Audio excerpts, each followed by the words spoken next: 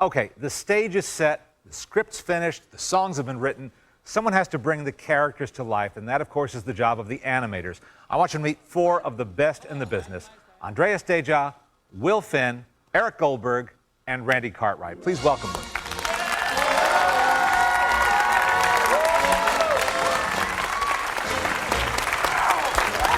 Welcome. Welcome. Welcome. You can slug it out for the chairs, whatever you like.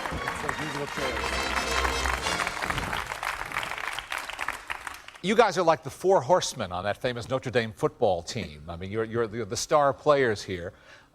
Let's go back, though, and start where you were when you got your assignments on this film. And why don't you introduce yourself and the character or characters you specialized in this film. Randy, you begin. Well, I did the magic carpet in Aladdin. Maybe you can help us. And when I was offered the assignment, I think it was Ron, actually, that told me. And he kind of called me in and says, you know, we've got a part for you in Aladdin. And I was, you know, okay, great. What is it? You know, he said, well, it's the rug. You know, and I thought, oh, okay, yeah. And so it's alive? Yeah, it's alive. Okay. Well, what's its personality like? And he said, well, it's kind of like a rectangle. And I said, okay. And I went home and was really worried. Yes. I talked to my wife about it. Can I make a character as a rectangle? Maybe I should go on to another picture. Yeah. What should I? One night I could do an oval or something. Yeah. But then I talked it over with Ed Gombert, who was the head of the story department. He said that if the character succeeded and came to life, it would be a memorable part of the movie. And so I came in the next day and agreed to it and took on the challenge and did the carpet. And it's memorable. Yep. So you succeeded. Ed was right. Will? Yeah, I worked on Iago, who is the parrot, who is the sort of the henchman to Jafar, the villain. So he's the evil parrot henchman. And I was working on Beauty and the Beast and drawing the clock character in that movie, and read an outline for Aladdin. And there was an animal character and a sidekick, and at the time he was kind of a dry, British, sort of deadpan-y type character. A lamp is the key!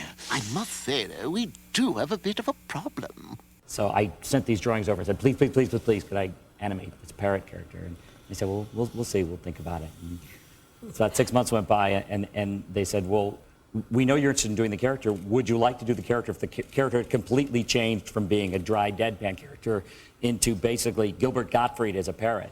And I was so psyched at the change. I can't take it anymore! To me, Gilbert is doing a takeoff on like a classic Borscht Belt style comedian. What if you were the chump husband? But he's sort of put a spin on it where he's sort of like a mental patient who thinks he's a Borscht Belt comedian because he just goes completely off the deep end with his ranting and raving. Bam! Oh, ah! Whack! Come on, I bet you say that to all your obnoxious sidekicks, right? You know, it just turned out to be a ton of fun, and I'm so glad they asked me. Andreas? Like Will was saying, we were just finishing Beauty and the Beast. On that film, I did Gaston, the villain, and Ron and John turned to me and they liked what I'd done on that character, so they asked me to do the villain on their picture, which I gratefully accepted because villains are great parts.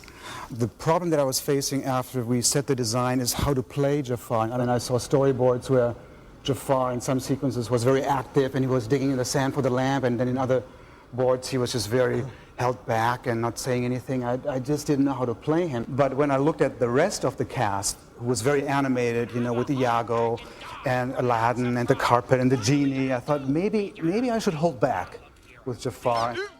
Yes, only one may enter. And sort of add this sort of dark cloud over this happy crew here. And once I started going that way, the character really clicked with me. Not a problem you had to deal with, Eric. Not always, because, no. if you don't know, Eric designed and animated the genie. The genie was my first Disney gig, and they had been calling me for a couple of years. I had my own studio in London doing television commercials and saying, want to jump ship yet? Huh? You coming? Huh? And eventually, you know, everything kind of seemed to line up, you know, that John and Ron were doing Aladdin. I wanted to work with John and Ron. And of course, they had written the genie very well as if it were Robin's voice. And it was very, very funny, even in those early stages. You're easy, you're gullible, but you're sweet. I can see the lamp's on, but nobody's home. So I kept thinking, God, I want the genie. Please give me the genie. Please give me. So I go in and see these guys. And they go, so we're thinking about giving you the genie. And I go, yeah, okay. I think I could do that. And, you know, we part company, and I walk out the door and go, yes, I got the genie, and realized that I locked myself out of my car and they had to call security to get me in. So, But, I mean, that was an emotional moment. That was a big deal. That was a very big deal. it was a big deal. Now, how did you develop the idea of basing the design on the work of the great caricaturist Al Hirschfeld? There was a lot of great development art that had been done by the production designer Richard van der Wende, and he was doing what I would call Hollywood Arabian, where he was taking Arabian design but really exaggerating the S-curves. Well, we